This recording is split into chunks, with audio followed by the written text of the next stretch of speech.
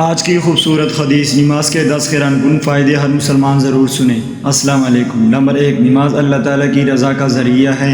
Number 2، گناہوں کی معافی کا سبب بنتی ہے۔ نمبر 3، دل کو سکون اور اطمینان دیتی ہے۔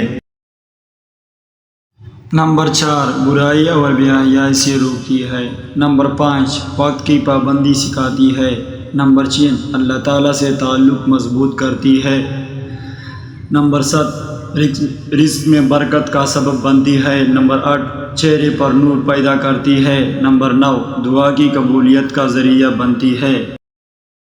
نمبر 10، جنت میں داخل کے اہم اسباب میں سے ایک ہیں۔ قرآن مجید میں اللہ تعالیٰ فرماتے ہیں، بے شک نماز بے حیائی اور برے کاموں سے روکتی ہے۔ سورۃ العنکبوت 45۔